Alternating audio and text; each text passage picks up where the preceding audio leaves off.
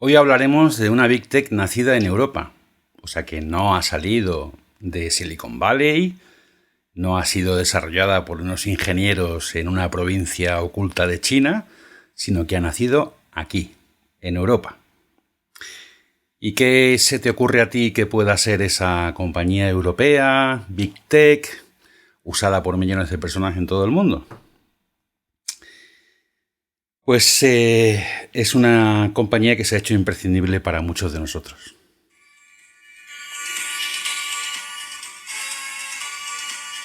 Spotify.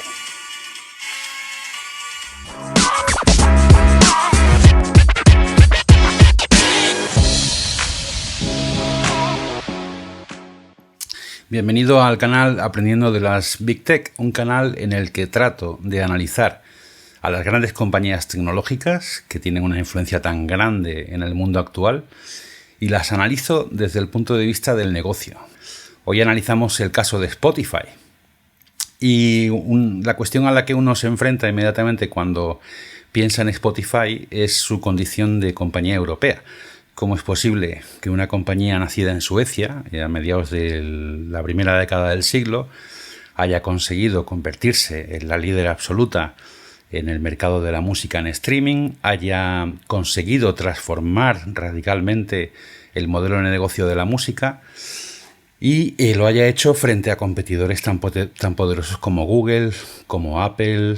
En segundo lugar, vamos a hablar de una realidad, y es que después del éxito de Spotify con el streaming apareció Apple Music, YouTube ha reforzado también su servicio de música, Amazon ha lanzado también un servicio de la nube de música, o sea que la competencia es muy abundante, muy poderosa y tiene muchísimos recursos, ¿no? Entonces, Spotify se encuentra en una encrucijada. O sea, si la música, el servicio de streaming de música se convierte en un commodity, o sea, que lo tienen muchas compañías y es difícil distinguir unos servicios de otros, pues cómo diseñas una estrategia que haga que tu compañía sea sostenible. Vamos a analizar ese punto, ¿no? Y luego, una pregunta que me hago siempre es ¿por qué no existe un Spotify a nivel local? O sea, ¿por qué la música en esta nueva versión, en este nuevo modelo de negocio, solo nos llega a través de grandes compañías y no existen competidores locales que con el acervo del conocimiento del mercado puedan prestar servicios locales que tengan éxito, ¿no? Entonces en este vídeo vamos a hablar de 6 aspectos, perdón, 6, no 5 sino 6 aspectos para analizar Spotify. El primero es contexto, marco general, cómo era la música antes, cómo se consumía la música y cómo era la música como negocio y cómo es la música ahora, ¿vale? ¿Qué transformación ha operado Spotify en un producto tan esencial para la vida de tanta gente a día, ¿no? Y luego, ¿qué es exactamente Spotify? ¿Cómo surge? ¿Cuál es su historia? ¿Cómo aplica el modelo de negocio que ha aplicado? ¿Cómo ha conseguido llegar al liderazgo absoluto? Y ahí vamos a hablar de las líneas de producto que tiene Spotify y de cómo es la trastienda de la compañía. O sea, no solamente en esta serie no solamente analizamos lo que se ve desde fuera, sino que procuramos entrar en lo que no se ve, en la trastienda. Y por eso en estos vídeos pues hay gente que me dice luego que aprende mucho de cosas que no sabía, ¿no? Entonces, si te interesa ser como esas personas que aprenden mucho y que conocen a fondo las grandes compañías tecnológicas que nos sirven de modelo para cualquier proceso de transformación digital, pues te puedes suscribir al canal y formar parte de esta minoría influyente de personas. En el cuarto veremos las cifras de negocio de Spotify, cuánto dinero mueve esta compañía y cuánto dinero reparte también entre los artistas, que es una cuestión siempre controvertida y polémica. Luego hablaremos sobre el marco de competencia, porque evidentemente la música es un componente, un ingrediente muy goloso del consumo y de las tendencias de mercado. Entonces, obviamente, hay una competencia creciente. Y cómo se están moviendo sus competidores y cómo se está moviendo Spotify. Y hablaremos sobre el futuro del negocio, que en este caso, la verdad es que la estrategia que está siguiendo Daniel Ek, que es el CEO de Spotify, y su equipo es muy inteligente y es muy interesante, ¿no? Y eso se está traduciendo en que el valor en bolsa sube y sube constantemente, ¿no? Y luego, por último, terminaremos con un capítulo que es clásico ya en esta serie, ¿no? Que es qué lecciones puede extraer un CEO o quien aspire a ser un CEO de la historia de éxito de Spotify. Vamos allá. Vale, en el primer capítulo vamos a analizar el contexto en el que se ha desarrollado la historia de Spotify y cómo ha conseguido una Big Tech europea, ha conseguido transformar una industria que hasta entonces se puede decir que era una industria totalmente americana, ¿vale? O sea, que las grandes compañías discográficas de siempre, a excepción de quizá la EMI en su momento, que nació en Inglaterra, y luego la BMG, que es una compañía de origen alemán. Pero bueno, siempre el mercado del que dependían fundamentalmente para tener éxito era Estados Unidos, ¿no? Y por eso la mentalidad de la industria ha sido fundamentalmente americana. Spotify ha cambiado eso. Y luego también, esta es una compañía, Spotify, que toca de cerca mi carrera profesional, porque en torno al año 2000 decidí cambiar de industria, me introduje en el mundo de la música con una startup que pretendía transformar el modelo de negocio y vender música a través de dispositivos digitales, ¿no? No lo conseguí porque era muy pronto para operar ese cambio. En segundo lugar, porque el poder de decisión no estaba en Madrid, sino que estaba en Nueva York y en Los Ángeles fundamentalmente. Y aunque hicimos nuestros pinitos con algunos desarrollos, pues no conseguimos cambiar la industria, pero sí que conseguimos cambiar la forma de hacer marketing de música. Y luego quizá relataré algún aspecto de esta historia, ¿no? Y la realidad es que en el año 2021 la idea de escuchar música en un teléfono móvil en el que tampoco tienes las canciones archivadas, sino que estás conectado permanentemente y recibes la música desde la nube, desde un servidor, pues es una idea como muy normal, ¿no? También es una idea muy normal la de concebir el consumo de música como un producto que o escuchas gratuitamente con el soporte de la publicidad, o sea, financiando ese consumo con publicidad, que es lo que hacemos con la radio o lo que hacemos también con las versiones gratuitas de Spotify, o te suscribes por un precio en torno a los 10 euros mensuales y puedes acceder a toda la música que se ha hecho en la historia, ¿no? Pues eso es una auténtica pasada. Ha cambiado tanto la industria que el principal vehículo de promoción de los artistas ahora son las playlists, ¿vale? O sea, que cara a conocer o a dar a conocer un artista nuevo, las compañías, los sellos discográficos utilizan el recurso de enviar a Spotify ese single para ver si consigue entrar en alguna de las playlists más populares y así ser conocida por muchísima gente, ¿no? Y este concepto de playlist aparentemente está en fase de estudio por parte de la Real Academia de la Lengua en castellano, en español, para posiblemente ser introducida en el futuro en el diccionario. Es también el concepto playlist, que a lo mejor hace 7 u 8 años no era tan conocido, pues ahora ya forma parte incluso de canciones, ¿no? Hace poco vi un reggaetón, ¿no? que incluye en el estribillo, dice: busco una lady que comparta sus playlists conmigo, ¿no? O sea, que es un concepto así como muy cultural del momento actual, ¿no?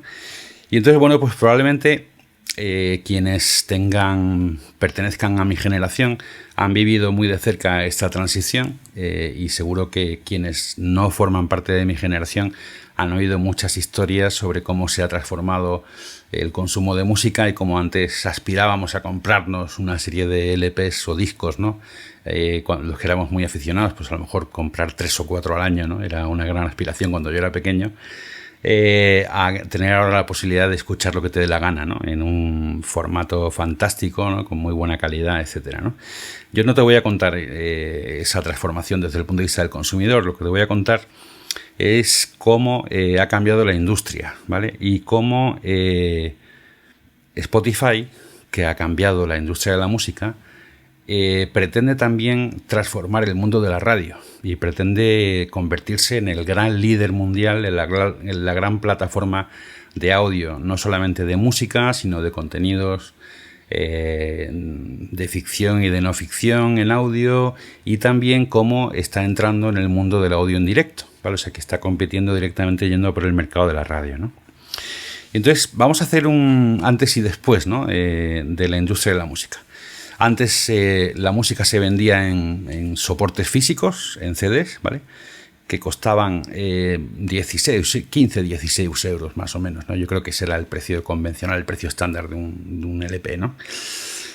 Y eso configuraba un mundo en el cual el artista recibía una parte de ingresos por la venta de discos, que era, yo creo que junto con los conciertos era el motor principal de los artistas, ¿no? La fuente de ingresos principal. Existía y existe todavía un mercado de derechos también por el uso de esa música, y vivían también de los conciertos, ¿no? Hasta que llegó Spotify, el mercado de la música estaba controlado por 5 compañías, ¿vale? Que se han convertido al final en 3. Y luego la relación de los artistas con los sellos discográficos es muy controvertida y lo sigue siendo, de hecho, ¿no? Pero hemos vivido en la industria de la música pues experiencias penosas de explotación de artistas, cuando, por ejemplo, pues se empezó a grabar a los primeros cantantes de blues en Estados Unidos, a los que se les daba una botella de whisky, ¿no? Para compensarles, y luego las compañías se han hecho millonarias, ¿no? Con esos derechos de esos artistas. Pero bueno, siempre, los contratos, digamos que las compañías tenían un control tan fuerte de la distribución de música y de la elaboración de música que podían imponer unas condiciones draconianas, ¿no? Son unas condiciones muy agresivas para los artistas, en los que prácticamente, bueno, pues el artista tenía que pagar hasta por los cafés que se tomaba el CEO del sello discográfico, ¿no? Y entonces, desde el punto de vista de lo que nos llegaba de música, digamos que era muy diferente a lo que ocurre ahora. O sea, la compañía discográfica buscaba talento, seleccionaba talento, desarrollaba talento, desarrollaba con una visión de largo plazo la carrera de los artistas, invertía mucho dinero en marketing, evidentemente, ¿no? Y existía una figura que era el AR de los sellos discográficos, cuyo significado es Artist Repertoire, ¿vale? O sea, del repertorio del artista, cuya misión era cultivar a ese artista, buscarle una audiencia y hacer crecer su audiencia, ¿no? Desarrollando tanto la parte de imagen del artista como la parte del desarrollo de su estilo, de su creatividad, ayudarles a crear hits, a crear canciones que tuvieran mucho éxito, etcétera, ¿no? Y luego la promoción se hacía fundamentalmente a través de la radio y también de la televisión, pero la radio era importantísima y se pagaba también en un contexto un poquito corrupto, ¿vale? Pues se pagaba a las radios para que pusieran un disco, ¿no?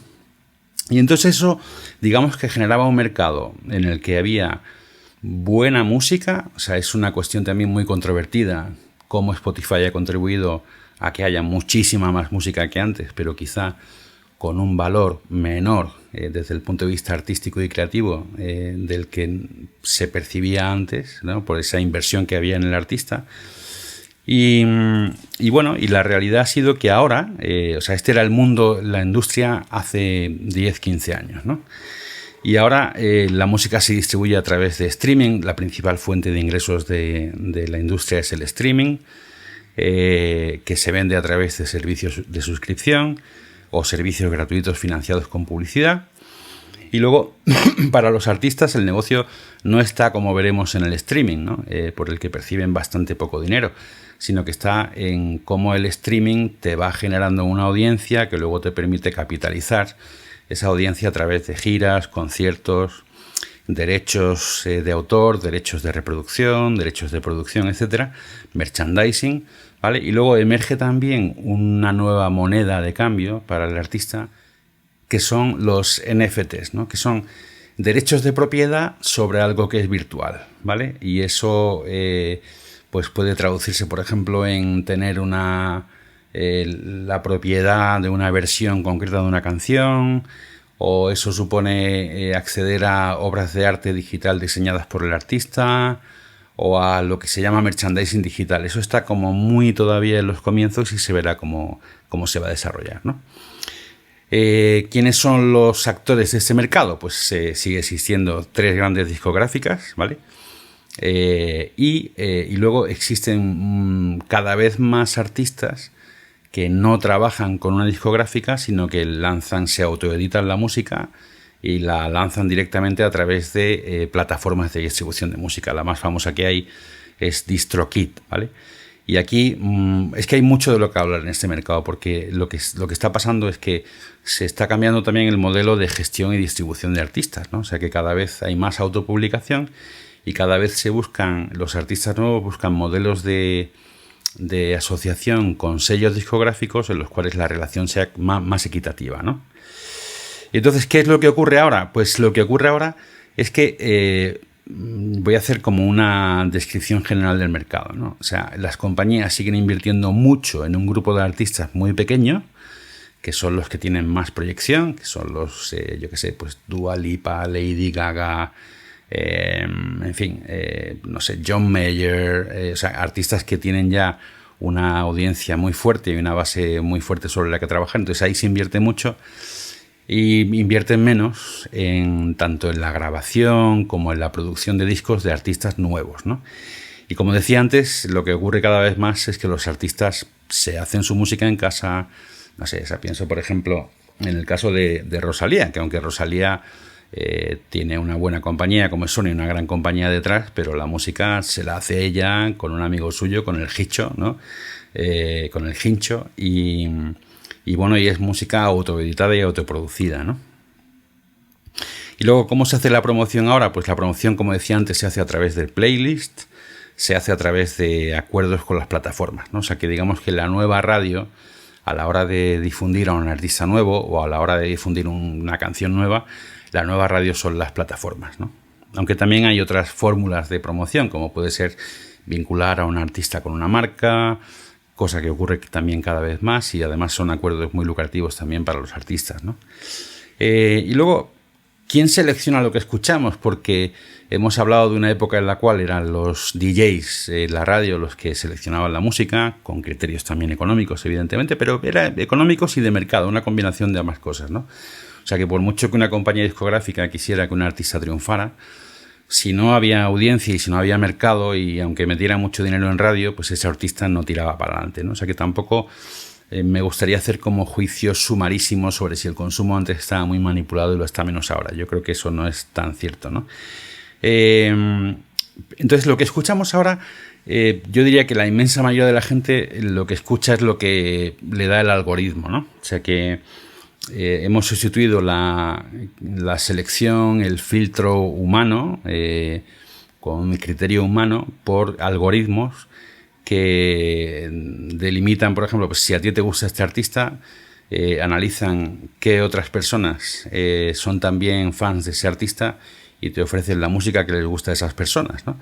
Y digamos que esos algoritmos son cada vez más sofisticados y que al final, bueno, nos ofrecen también mucha variedad de música, que eso también hay que agradecerlo, ¿no? O sea, que una persona normal a día de hoy, un consumidor de música normal, escucha mucha más variedad de música que antes, ¿no? Y la realidad que eso está produciendo es que en muchos casos no sabemos de quiénes son los temas, ¿no? O sea que quizá el mercado de antes, que era un mercado más humano, más curado, más seleccionado, más filtrado, había menos artistas, y luego, como decía, lo de la calidad que tengan esos artistas, pues también es una cuestión para el debate, ¿no? Que podemos hablar en los comentarios. Pero digamos que el número de artistas era menor, ahora es muy grande. Y ahora en muchísimos casos escuchas canciones a través del streaming y no les pones cara, no les pones ojos porque no sabes de quién son esas canciones, ¿no? Y lo que ha pasado en el mercado de la música es que se ha generado un fenómeno que se llama long tail. O sea que es un mercado en el que hay unos pocos que tienen una capacidad enorme de concentración de audiencia y de escuchas a través de los servicios de streaming. Y luego hay lo que se llama un long tail, una larga cola inmensa, como veremos luego en el caso de Spotify, de artistas variadísimos, con niveles de calidad y estilos muy distintos, pero digamos que esa es la realidad del mercado. O sea, hay unos cuantos artistas que se llevan mucha parte de los ingresos y luego hay un número inmenso, creciente, de artistas que se llevan una porción mucho más pequeña, ¿no? Y una pregunta que nos hacíamos, ¿no? Yo recuerdo a principios del 2000, los que estábamos metidos en esa industria, era la siguiente, era, a ver, si ahora cualquiera puede hacer música y puede subir música, y si a la vez parece que los incentivos para un artista de la venta de discos no son tan fructíferos, ¿no? Desde el punto de vista de la rentabilidad, ¿qué va a pasar con la producción? O sea, ¿qué va a pasar? Si digamos que no se gana tanto dinero haciendo discos como antes y a la vez la gente puede hacer su música en su estudio en casa, ¿qué tipo de producto va a generar eso, ¿no? O sea, ¿va a descender la producción si no hay tanto dinero para repartir? Vale, pues yo recuerdo que en el mundo de las discográficas entonces se veía Internet como la hecatombe, ¿no? Como piratería, esto va a acabar con la industria, se va a hacer mucho menos música, esto va a destruir la creatividad, la innovación, etcétera, ¿no? Entonces parece ser que lo que ha ocurrido es precisamente lo contrario.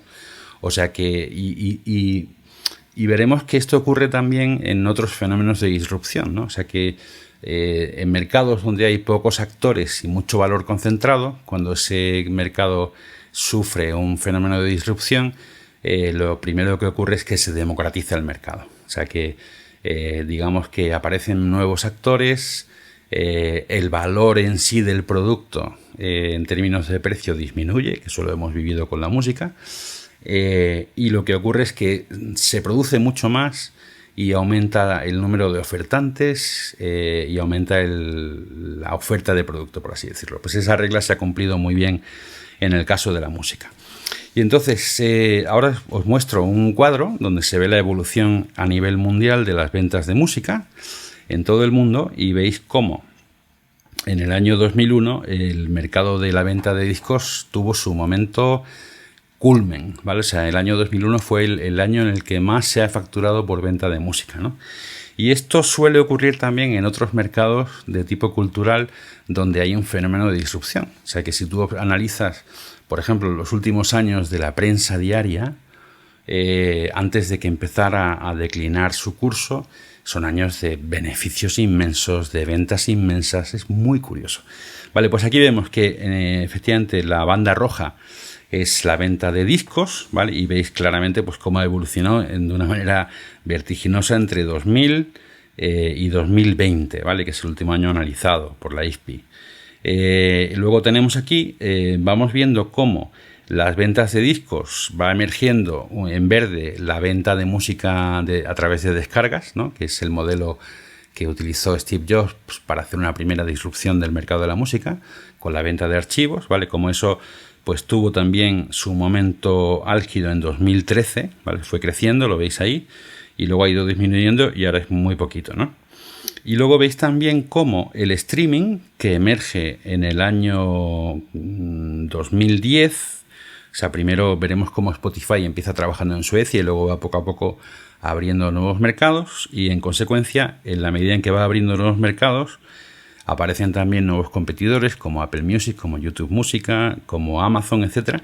Y llegamos al punto de que en 2020, bueno, pues las ventas están cerca de igualar a las ventas que había de discos en el año 2001. O sea que el sector verdaderamente ha sufrido una metamorfosis muy grande, se ha transformado, pero está cerca ya de volver a ser lo que fue en su día, ¿no?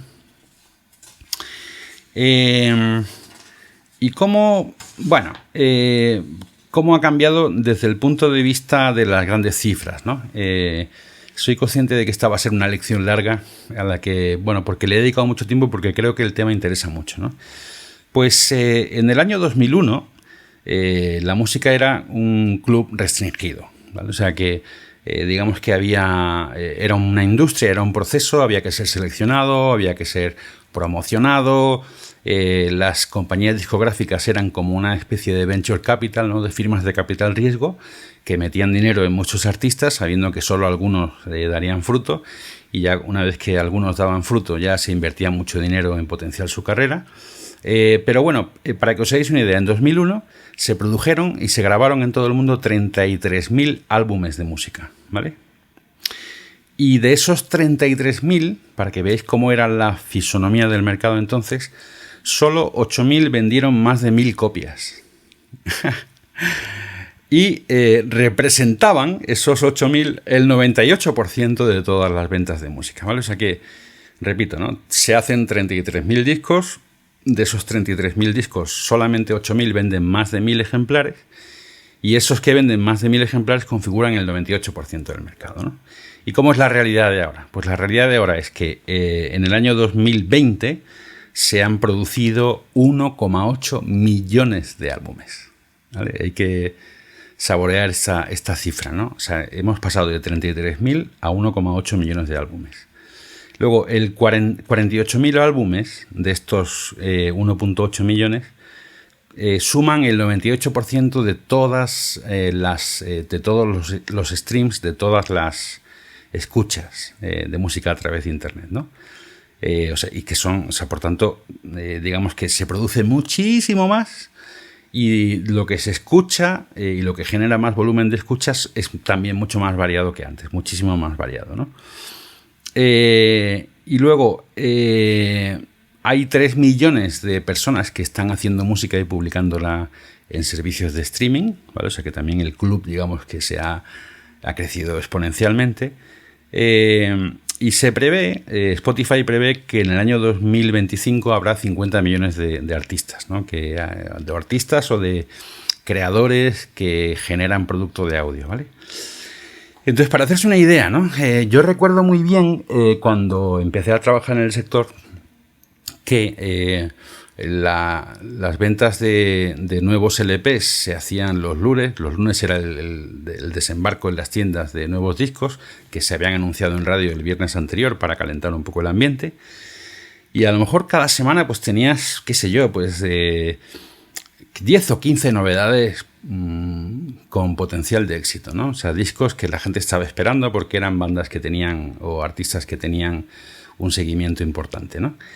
Pues ahora mismo, o sea, cada día se sube a Spotify 60.000 canciones nuevas, ¿vale? O sea que realmente ha sido un cambio brutal, ¿no? ¿Y este cambio cómo se ha producido? Pues como digo, en el gráfico, el año 2001 fue el año pico en venta de música, y nos tenemos que remontar al año 87 del siglo pasado para registrar una invención que fue el MP3, que se desarrolla en un laboratorio alemán de innovación, que es el Fraunhofer Gesellschaft, ¿vale? Que se ha hecho riquísimo con el MP3, claro, con esa patente. Entonces, en el año 87, este laboratorio alemán encuentra una forma de comprimir la música en archivos muchísimo más pequeños, ¿vale? ¿Cómo? Pues quitándole factores del producto, o sea, factores de la calidad del archivo que no son relevantes para la mayor parte de las personas, ¿no? O sea que, digamos que lo que hicieron fue pues quitarle esas frecuencias de la grabación de música que no podemos escuchar porque no tenemos capacidad de escucharla, o que a lo mejor, pues yo qué sé, la imagen de estéreo de los archivos MP3 pues no es tan rica como la imagen de estéreo de los CDs, ¿no? O sea, factores que hacen que la música sea escuchable, ¿vale? Incluso para gente a la que le gusta mucho la música, pero que reducen sustancialmente el tamaño de los archivos, ¿no? Entonces este invento se hizo en principio para CDs multimedia, para videojuegos, para que fuera más sencillo introducirlos en soportes físicos, ¿vale? Y luego en el año 97 hay dos chavales que lanzan en Internet, y yo recuerdo ese momento porque lo viví también muy de cerca, porque ya trabajaba en Internet, y un día me mandaron, mira, Gus, mírate el Winamp, ¿vale? Era una aplicación que tú te bajabas gratuita y que te permitía escuchar música en MP3. Y recuerdo también la primera vez que escuché el concepto del MP3, ¿no? Y entonces aquello dio origen a una transferencia creciente de archivos pequeñitos, ¿vale? A lo mejor 3 megas, 4 megas, que hacían que en un ordenador de la época pues tú pudieras bajarte archivos piratas, ¿no? O ripear, que se decía, de los CDs de un tío que trabajaba contigo, de una tía que trabajaba contigo, le decías, oye, déjame el último LP de Sabina que lo voy a ripear, ¿no? Y lo metías en tu disco duro, ¿no? En el año 98, o sea, después del Winamp, sale al mercado este dispositivo, ¿vale?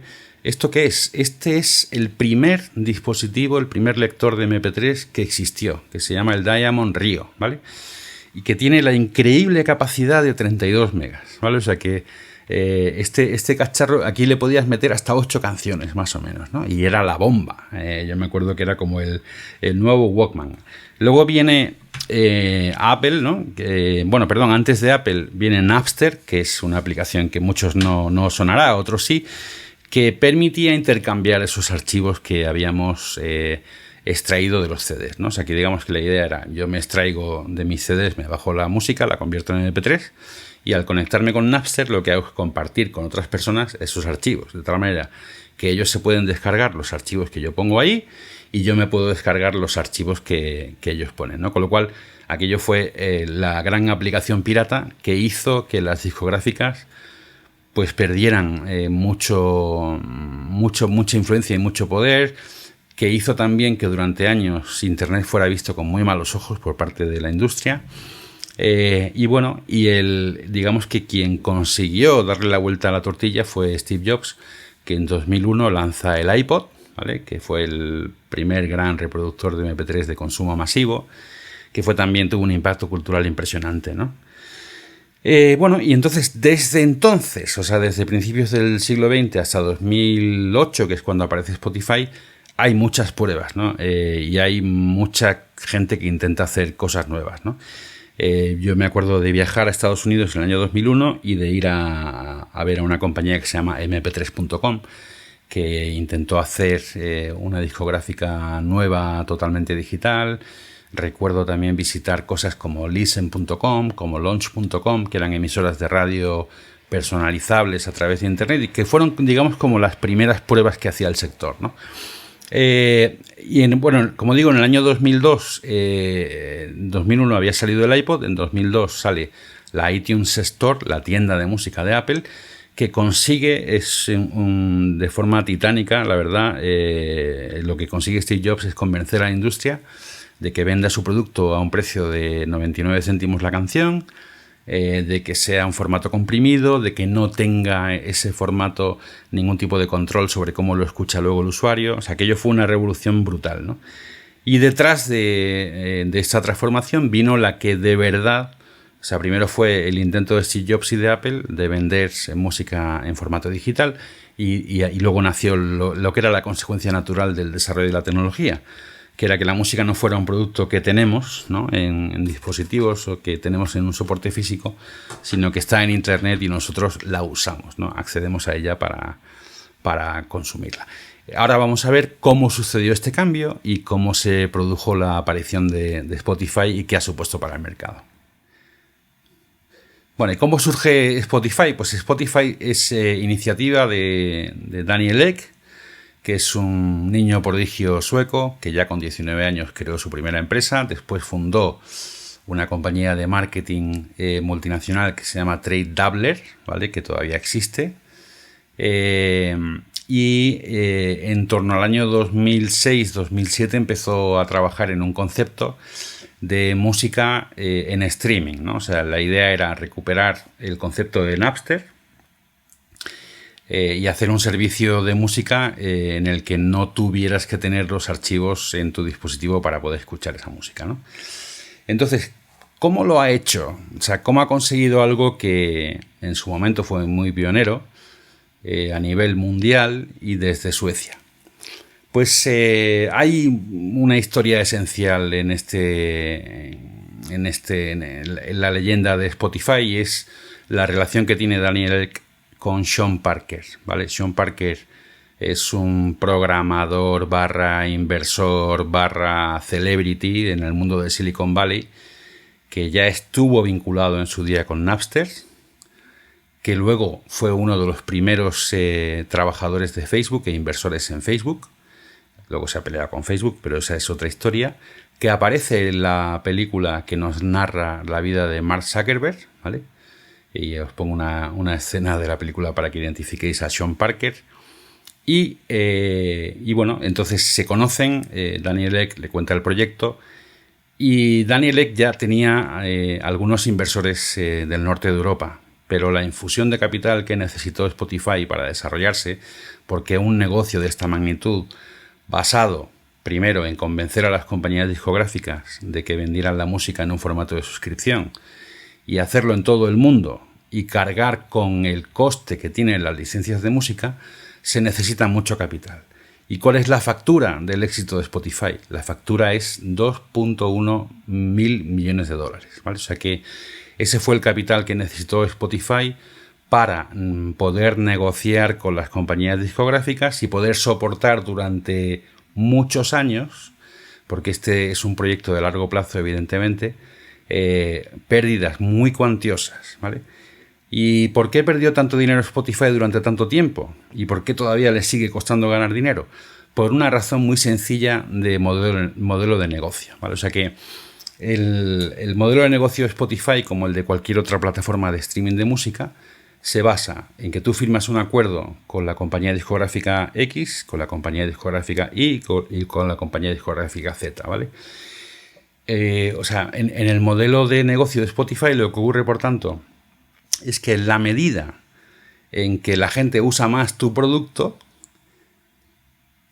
adquieres compromisos mayores de pago a las licencias de las compañías discográficas, ¿no? O sea que desde el punto de vista de la ingeniería del negocio es una idea muy cara, porque en la medida en que el modelo de negocio es que cuantos más usuarios tengo, más costes tengo de pago de licencias, ¿no? Y eso explica que hasta hace 3 años Spotify ha dado pérdidas muy cuantiosas. Entonces, para poder sufragar esas pérdidas necesitas una infusión de capital muy grande, ¿no?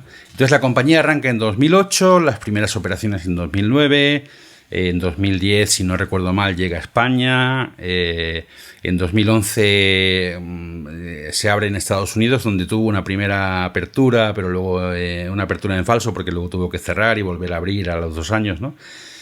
Y entonces el modelo de negocio de Spotify era defectuoso desde el punto de vista ese, ¿no? O sea que tenía que conseguir un montón de usuarios y alcanzar un volumen brutal de usuarios para conseguir equilibrar sus cuentas, ¿no?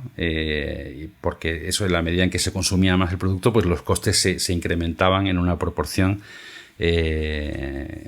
aritmética, ¿no? Por así decirlo. Y entonces, claro, por eso en sí el negocio del streaming de música no es suficiente para que Spotify superviva, ¿no? Una compañía como Apple o una compañía como Amazon sí pueden soportar esas cargas financieras durante mucho tiempo, pero Spotify se encontró hace 2 años en una situación límite, porque seguían perdiendo dinero, seguían adquiriendo usuarios, seguían creciendo, pero aquello se veía que iba a costar mucho tiempo y mucho esfuerzo financiero consolidar la compañía. Y luego veremos cómo está resolviendo esa situación tan límite Spotify, cómo está pensando a largo plazo en equilibrar su modelo de negocio y cambiar también el pool de beneficios, ¿no? O sea, que la rentabilidad no venga por el consumo de música, sino que la música sea la base a partir de la cual se desarrollan otros canales de ingresos, ¿no? Entonces, el modelo de producto de Spotify, cuando empezaron fue, vale, vamos a regalar el acceso a Spotify con algunas limitaciones a cambio de publicidad, ¿vale? Y vamos a ofrecer una suscripción premium a quien quiera pagar y se comprometa con nosotros en el tiempo. Y la realidad ha sido que el crecimiento de Spotify como vehículo publicitario no ha conseguido morder una gran cuota de mercado a la publicidad en audio, ¿no? O sea que si ves las cuentas, pues más o menos un 10% de los ingresos de Spotify vienen de la publicidad y un 90% vienen de las suscripciones, ¿no? Entonces, bueno, por tanto parece que Spotify, así como concepto de negocio, pues fue un pequeño fracaso. Sí, fue un pequeño fracaso. No tanto. Luego, ahora vamos a ver las cifras del último año para situarnos un poco en las dimensiones reales de esta compañía y en su rentabilidad. Y seguiremos profundizando en esta idea. O sea, Spotify necesita reconvertirse en otra cosa para ser un negocio sostenible en el tiempo. ¿Es un buen negocio Spotify? Pues vamos a hacer una radiografía numérica de la empresa. En primer lugar, usuarios, 356 millones de usuarios mensuales, ¿vale? O sea que al menos han usado la aplicación una vez al mes, con un crecimiento del 24%, año a año. De estos 356, esta cifra empieza a ser muy importante ya para entender el modelo de negocio y las decisiones que están tomando, 199 millones son usuarios mensuales de la aplicación gratuita, ¿vale? Soportada o financiada a través de publicidad. Y 158 millones son suscriptores de pago, ¿vale? En las distintas modalidades que tiene la compañía. El número de suscriptores de pago aumenta en un 21%, ¿vale? Y el número de usuarios gratuitos aumenta en un 26%. ¿Cuánto ha facturado Spotify en el último trimestre? En el primer trimestre, de este año 2021. Ha facturado 216 millones de euros por publicidad, ¿vale? Y 1.931 millones de euros por las suscripciones premium, ¿no? La publicidad ha crecido en un 41%, ¿vale? Y las suscripciones premium han crecido en un 14%. ¿Por qué está subiendo tanto los ingresos en publicidad? Pese a que, como decía antes, es todavía una fracción de un torno a un 12% del total de ingresos. Y yo creo que está por debajo, por tanto, de las expectativas iniciales que tenía la compañía cuando se fundó. Pues está subiendo porque Spotify ha decidido dar un giro a su modelo de negocio y ha decidido invertir de una manera consistente y clara en el mundo del podcast, ¿vale? O sea que luego veremos las adquisiciones que están haciendo y el planteamiento de producto que tienen ahora, ¿vale? O sea que a través de la venta de publicidad en los podcasts que tiene Spotify y en las redes de podcast que está comprando, se está consiguiendo un incremento muy notable de la facturación publicitaria. Y luego, ¿cuánto ingresa por cada usuario de Spotify? Cada usuario de pago, quiero decir ahora, ¿vale? Pues es 4,12 euros por usuario, ¿vale? Entonces, como analizamos también en el caso de Netflix, cuyo episodio sitúo aquí para que lo podáis ver si queréis, el ARPU es clave para medir la rentabilidad del negocio y el potencial que tiene de crecimiento una empresa. Entonces, en el caso de Spotify, ¿qué es lo que están haciendo? Han hecho una estrategia de multitarifa, ¿vale? O sea, de forma que si eres una familia tienes una tarifa, si usas Spotify con un amigo o con tu pareja tienes otra tarifa, si eres estudiante tienes otra tarifa, y luego las tarifas también varían en función del país, ¿vale? O sea que suscribirse a Spotify en Colombia, por ejemplo, pues cuesta, creo que son 4 euros al mes, ¿no? Y en España son 9,99 al mes. O sea que su modelo, como digo, depende mucho de la implantación local que van consiguiendo con el producto. Hace poco han abierto en Corea del Sur, han abierto en Rusia, y depende también de la estrategia de mercado de cada país, en el sentido de, bueno, pues de si ofrecen más packs familiares, más pack dúo, cómo se va desarrollando eso, ¿vale? Y lógicamente una métrica con la que analizaremos el futuro de Spotify es cómo va creciendo el ARPU, ¿vale? O sea que cómo van creciendo los ingresos por usuario, ¿no? En España y en muchos otros mercados se experimentó en diciembre una subida de las tarifas familiares, ¿vale? Que eran muy baratas al principio, y eso va a ir ocurriendo en todos los países. Beneficios, ¿vale? ¿Cuánto dinero gana esta compañía? Vale, pues en el primer trimestre del año el margen bruto ha terminado en un 25,5%. O sea que efectivamente los cambios que está llevando a cabo la compañía y el cambio del modelo de negocio y la implantación en más países implica que consigue un mayor volumen de negocio con el que puede negociar mejor también las licencias con las compañías discográficas, ¿no? Y luego en el capítulo de Spotify Premium del producto de pago el margen es un 27,9%, pero en el producto gratuito el margen es tan solo de un 4,4%, ¿vale? O sea que aquí se ve también ese dilema que tiene esta compañía, ¿no? De crecer en ese canal de entrada al producto que supone el producto gratuito, a sabiendas de que el producto gratuito nos lleva a perder dinero, ¿vale? Incrementar los precios del producto premium para ir ganando más pasta cada vez, ¿no? Y luego la compañía tiene 7.000 empleados, de ellos 1.000 están ahora dedicados a la gestión y creación de contenidos, lo cual es muy interesante. ¿Y cuánto reparte Spotify? Vale, pues en este momento Ellos dicen que 57.000 artistas distintos son los autores del 90% del tiempo de escucha. O sea que el 90% del tiempo que pasamos en Spotify escuchando música corresponde a 57.000 artistas, ¿vale? De estos, 7.500 tienen ingresos de más de $100.000 al año, ¿vale? O sea que hay 7.500 creadores, artistas, bandas de música que están generando ingresos de más de $100.000. Y hay más de 800 artistas, eso que os decía antes de esa capa superior con muchísimo éxito, que genera más de 1 millón de ingresos, ¿no? O sea que pues seguramente pues Kanye West, Taylor Swift, no sé si Z Tangana está aquí también metido, Rosalía, ¿no?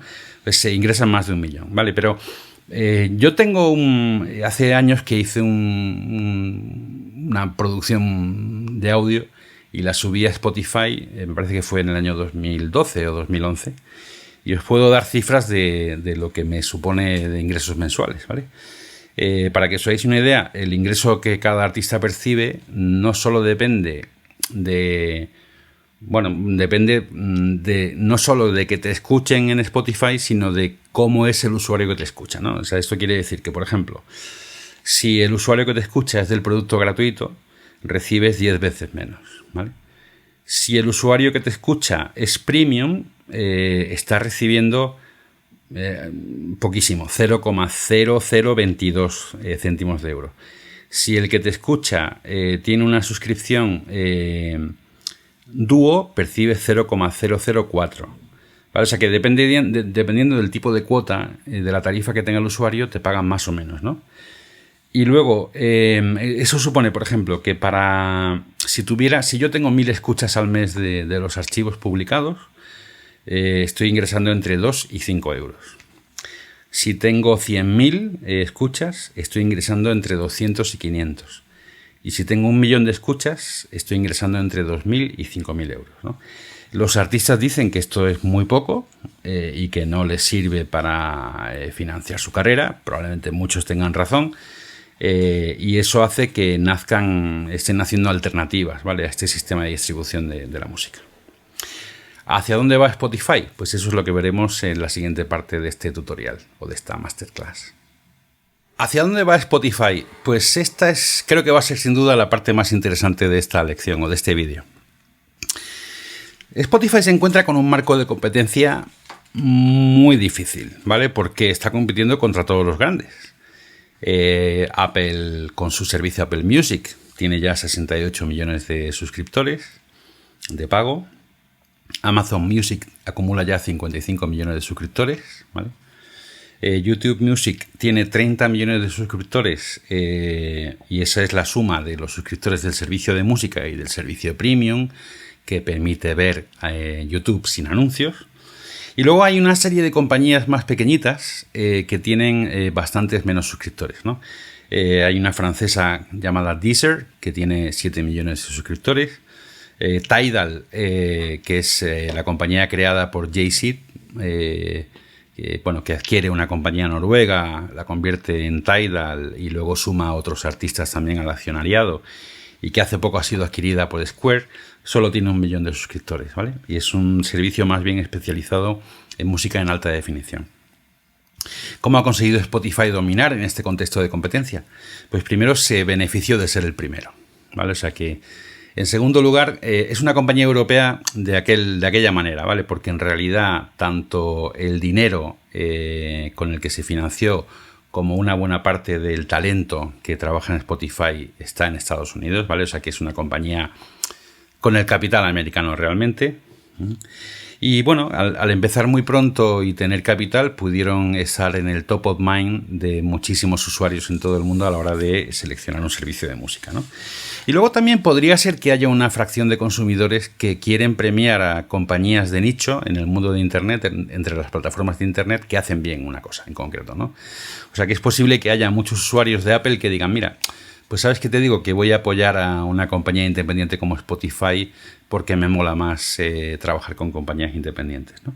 Pero bueno, el hecho es que, como decíamos antes, es difícil que Spotify sea viable cuando está compitiendo contra otras compañías como Amazon o como Apple, que en realidad usan la música para extender el poder y la dimensión de su plataforma, ¿no? O sea, ¿qué incentivo tiene Apple para tener un servicio de música? Pues conseguir que la gente compre más dispositivos de Apple.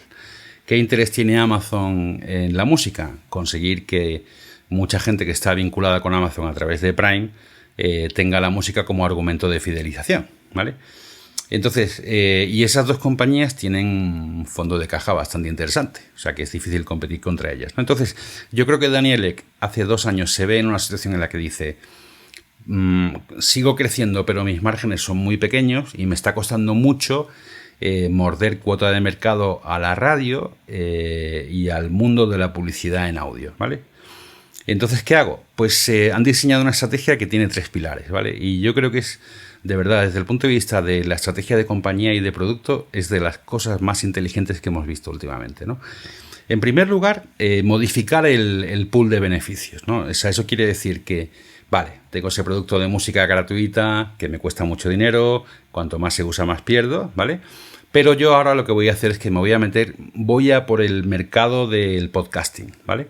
Que luego voy a detallar cómo lo están haciendo y por qué lo están haciendo. ¿Y qué pasa con los podcasts? Que no tienen las licencias de la música. O sea que por reproducir un podcast de una figura conocida en España o de alguien que tenga un podcast muy popular, no me cuesta, no tengo que pagarle al podcaster por cada escucha que se produce, ¿no? Y tengo mucho tiempo de escucha en podcasting que puedo utilizar para vender publicidad, ¿no? En segundo lugar, ir a lo grande y plantearse ser el líder, la plataforma líder en el mundo del audio, ¿vale? O sea que cuando la gente esté escuchando algo en su dispositivo, que ese algo sea de Spotify, ya sean noticias, ya sea música, ya sea comentarios, ya sea comunidades en vivo que hablan de temas concretos, etcétera, ¿no? Y tercero, la tercera pata de la estrategia es captar cada vez más parte del negocio en la cadena de valor de la música. O sea que, aunque Spotify no lo dice de un modo evidente, lo que está intentando es que la música le genere cada vez más ingresos, uno, por la parte de promoción de música. O sea que si tú quieres promocionar a tu artista dentro de Spotify, me vas a tener que pagar. En segundo lugar, atacando las distintas fases del proceso de producción y distribución de la música y generando servicios que cada vez atraigan más artistas para que en un momento dado, y de esto yo no tengo ninguna duda, sean parte de un sello llamado Spotify, ¿vale? O sea que paulatinamente, sin decirlo de un modo abierto, quieren ir a por la parte de la distribución de la música y de la producción de la música. Entonces, primero vamos a hablar del podcasting. Entonces, el podcasting es un medio muy popular que mucha gente dice que usa, y realmente lo usan, pero que tiene una serie de carencias desde el punto de vista de plataforma, ¿no? No hay una sola aplicación en la que puedas escuchar podcasting, o sea, la puedes escuchar de 1000 maneras, por RSS, a través de la aplicación de Apple de podcast, a través de iVoox en España, etcétera, ¿no? O sea que es un producto que está en todos sitios y no está en ninguno, por así decirlo. No es como el vídeo, que tú sabes que si quieres ver ficción en vídeo te vas a ir a una serie de plataformas. Si tú quieres ver tutoriales en vídeo te vas a YouTube. Si quieres ver vídeo en directo de gente que hace cosas te vas a Twitch. Pero en el caso del podcasting no hay una plataforma que unifique la escucha de podcasting, ¿vale? Y luego hay muchas dificultades también para poder adquirir publicidad de forma masiva. O sea, cuando una marca tiene una campaña de publicidad muy potente en un país, no hay un sitio al que irse y comprar espacio en podcasting, ¿vale? Como si lo tienes para televisión o si lo tienes para radio, ¿no? ¿Sabes? Si tú quieres invertir fuerte una semana de una manera muy intensiva en podcasting, tienes que negociar con un montón de gente. Y ni siquiera negociando con un montón de gente adquieres una dimensión interesante, ¿no? Entonces, en el ámbito del podcasting, el dominador natural de este mercado debería haber sido Apple, que fue la primera compañía grande que ofreció podcast en su servicio iTunes, ¿no? Sin embargo, Apple se escucha mucho más podcasting a través del iPhone y a través de iTunes que a través de cualquier otra plataforma, pero ellos de momento han rechazado capitalizar esa posición de dominio, ¿no?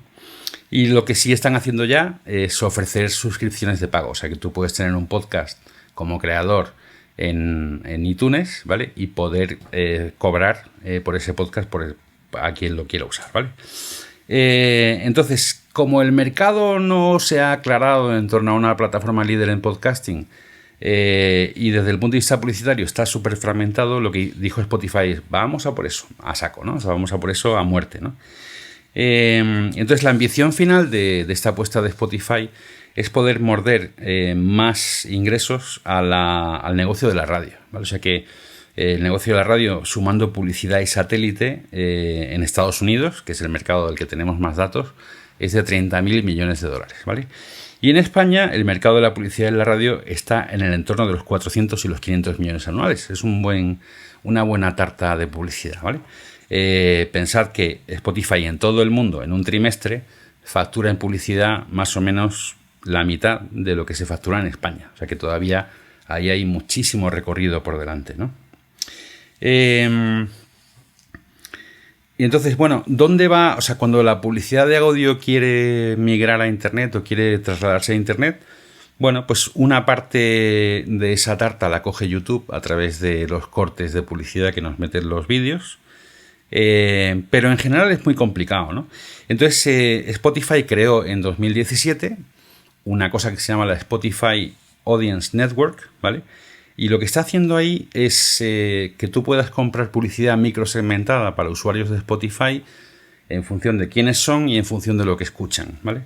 Y está incorporando otras fuentes de contenido, ¿vale? O sea, está incorporando podcasts que se quieran sumar a esa red de audiencia, lo pueden hacer. Y bueno, Spotify está haciendo muchas cosas en el ámbito del podcasting, ¿vale? Voy a hacer una enumeración, ¿vale? De todo lo que están haciendo. Van a iniciar también las suscripciones de pago a determinados podcasts, ¿vale? Y luego han invertido mucho dinero en seguir una estrategia muy similar a la que siguió Netflix en su día con los Netflix Originals, ¿vale? O sea que lo que están haciendo, ellos quieren convertir Spotify en el destino natural de las personas que quieren escuchar podcasting, ¿vale? Para tener contenido propio, bueno, pues invirtieron casi 100 millones de dólares en fichar a un tipo que se llama Joe Rogan. Os muestro aquí una imagen de Joe Rogan, que es un líder de opinión importantísimo en Estados Unidos, cuyo programa diario, que dura 4 horas, solo se emite a través de Spotify. Y Joe Rogan era un podcaster muy conocido ya, que tenía muchos seguidores en YouTube. Vale, pues ahora todo el contenido de Joe Rogan pasa a estar en Spotify. Han hecho un contrato con los Obama también para generar contenidos. Han hecho un contrato con Meghan Markle y Harry Windsor. O sea que están siguiendo de algún modo el manual de estilo de Netflix, ¿no? Que es decir, si yo quiero atraer gente a mi plataforma, tengo que tener contenido propio muy bueno, de mucha calidad. Eso es lo que están haciendo. Luego han adquirido un montón de empresas que se dedicaban a hacer contenidos en podcast, como por ejemplo The Ring, ¿vale? Que es un canal de podcasting muy conocido en Estados Unidos por sus programas de deportes. Han comprado aplicaciones como Anchor, que te permite elaborar y producir un podcast de una manera muy sencilla con tu móvil, subirlo no solamente a Spotify, sino a todas las redes que hay de podcasting. Han adquirido una empresa de publicidad en podcasting que se llama Megaphone. Y ahora, a día de hoy, Spotify tiene la posibilidad de hacer publicidad sobre más de 2 millones de podcasts distintos, ¿vale? O sea que la apuesta es muy seria. Y bueno, tiene, como decía antes, un equipo bastante grande, casi 1.000 personas en creación de contenidos, ¿vale? Esto ha crecido, que se ocupan de producir podcasts, de buscar podcasters interesantes, de localizar creadores, de ayudarles a desarrollar su producto, etcétera, ¿no? Y en este momento, como decía, tienen 1.000 personas trabajando en el ámbito de la creación y hace 2 años tenían 30, ¿vale? O sea que por ahí están creciendo mucho. Luego, desde el punto de vista de la tecnología, también están haciendo desarrollos en beta muy interesantes, que es como por ejemplo es la posibilidad de transcribir automáticamente los podcasts para que se pueda buscar en el ámbito en el contenido de los podcasts, que es una función interesantísima que les puede dar mucho retorno. Luego también han hecho un acuerdo con WordPress para que quien haga una noticia o un post en WordPress pueda convertirlo automáticamente en audio dentro de un podcast. También están muy bien relacionados con Facebook y han desarrollado un player de podcasting que te permite escuchar con tus amigos a través de Facebook. Vale, y luego de algún modo también están apostando por el pago. O sea que la idea, como sucedió en su día con los servicios de streaming de ficción y con contenidos informativos, es que cada vez haya más gente haciendo podcasting por el que la gente quiera pagar, ¿vale? Y luego en el ámbito, muy interesante también, lo que está ocurriendo en el último año en el mundo del audio, en el ámbito del audio en vivo. Todos conocéis la aplicación Clubhouse, que lo que hace es permitirte generar conversaciones en tiempo real, donde puede haber otros participantes, como en una tertulia de radio, por así decirlo, pero a la vez puede escucharte muchísima gente y puede sumarse de la audiencia, pueden sumarse personas que intervienen en el programa. En A Vivir, que son 2 días, hicimos un piloto muy interesante hace cosa de 1 mes y medio, donde por primera vez un programa de radio en España hizo una sección dentro de Clubhouse y permitió que gente que intervenía, o sea, que estaba en Clubhouse oyendo el programa, pudiera intervenir en el propio programa, ¿no? Entonces Spotify ve esto como una nueva faceta del mundo del audio en Internet, muy interesante. Y hace poco ha comprado una compañía que se llama Locker Room, ¿vale? Que tiene el mismo modelo que Clubhouse, pero especializada en el ámbito del deporte, ¿vale?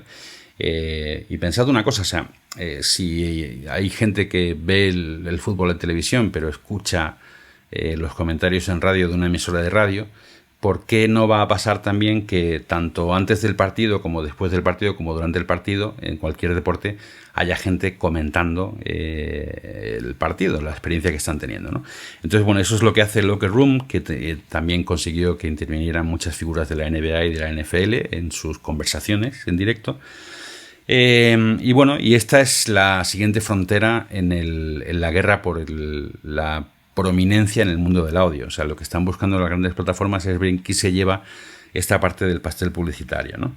Entonces ellos han adquirido Locker Room y van a hacer un Spotify Live dentro de Spotify, que va a tener no solamente contenidos deportivos y conversaciones sobre deportes, sino también va a tener noticias, ¿vale? O sea, va a tener conversaciones sobre actualidad. Luego, en el ámbito de la música, como decía, ¿no? Por una parte, quieren estar presentes en todos los dispositivos en los que puedan estar, o sea que ya tienen presencia en dispositivos como Echo de Amazon, en los dispositivos de Google, en Apple no les deja de momento estar tener un servicio nativo de Spotify dentro del dispositivo. Y en Xbox el acceso a Spotify ya está en el botón del mando de la Xbox, ¿no? Desde el punto de vista de lo que es el producto que usamos, la aplicación Spotify, el nivel de desarrollo de ideas nuevas es trepidante. En el caso de esta compañía, están incorporando stories, están incorporando versiones visuales de los discos para que cuando estás escuchando música puedas ver creatividades que ha hecho el propio artista, en fin. Y luego también a final de año prometen introducir un servicio llamado Spotify Alta Fidelidad, Hi-Fi, ¿vale? Que yo creo que ahí Apple les ha dado una sorpresa muy desagradable, ¿no? Que es que Apple la semana pasada lanzó en todo el mundo su servicio lossless, ¿vale? Que es archivos de música sin ningún tipo de pérdida de detalle, o sea que son archivos gigantescos que ya puedes escuchar a través de Apple Music si tienes el hardware necesario, ¿vale? Que casi nadie lo tiene, ¿vale? O sea que eso es un mercado muy pequeñito, el de la alta fidelidad de música.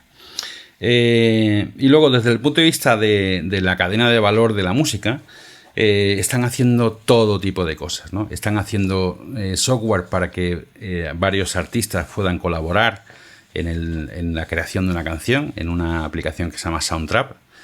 Están haciendo también una red social de productores de música y de músicos profesionales para que puedas contratarles de una manera muy sencilla, como si fuera un Uber de la producción de música. Están haciendo también un servicio de promoción de música para artistas que va contra sus royalties, ¿vale? O sea que, por ejemplo, pues si un artista quiere promocionar un single, ellos te dan el servicio y te permiten acceder a tu audiencia o a una audiencia similar a la tuya para difundir esa canción a través de playlists y demás, y reducen los ingresos que te reportan a final de año, ¿no? Son socios también de DistroKid, que es un distribuidor de música muy revolucionario, porque lo que hace, en lugar de cobrarte una pequeña tarifa por cada escucha que tienes, lo que hacen es que te cobran una tarifa fija, ¿vale? Y todos los ingresos derivados de las escuchas que generes tú, te los llevas tú, ¿no? Y bueno, entonces todos estos cambios que está llevando a cabo Spotify están contribuyendo a que cambie mucho la oferta de música, ¿no? Y para que os hagáis una idea, en el año 2018 el 85% de la música que había en Spotify pertenecía a alguna de las grandes sellos discográficos, a alguno de los 3 grandes discográficos. Pero en 2019 ese número, ese porcentaje había bajado a un 82%. Y en 2020 ha bajado al 78%, con lo cual la idea es que cada vez hay más músicos que se autoproducen y se autolicencian su música y la graban ellos, ¿no? Y hay DistroKid, que es como una especie de caballo de Troya que tiene Spotify, pues está cumpliendo una función importantísima, ¿no? Entonces, evidentemente, tanta canción como hay en Spotify genera que cada vez sea más valioso contar con la difusión de Spotify, o sea que Spotify te elija en una de sus playlists, pues cada vez es más importante, ¿no? Entonces, ¿qué es lo que hace Spotify? Spotify ha abierto un servicio para que las discográficas o el propio artista puedan de algún modo como ofrecer sus canciones, ¿no? Es decir, oye, que está aquí ese tema guay que creo que podría gustar a fans de Taylor Swift, de Kanye West, etcétera, ¿no? Y luego también ese servicio de publicidad que comentaba antes para poder conseguir más difusión, ¿no? También ha hecho sus pinitos Spotify en el mundo de la producción de música, con 300 canciones hechas específicamente para Spotify dentro de un producto que se llama Spotify Singles. Y luego tienen un programa que se llama Spotify Radar para potenciar talento emergente, ¿vale? Entonces, digamos que la compañía está en un proceso de conversión, ¿vale? O sea que lo conocemos como una empresa de streaming de música, pero se quiere convertir en el gran líder mundial del audio, ¿no? Entre sus podcasts, por ejemplo, ya están produciendo un noticiario en vídeo y audio diario, ¿vale? Que sale de Estocolmo, ¿no? Entonces, digamos que aquí tenemos muchas cosas al mismo tiempo, ¿no? Y si la jugada le sale bien, va a ser una clase maestra de estrategia.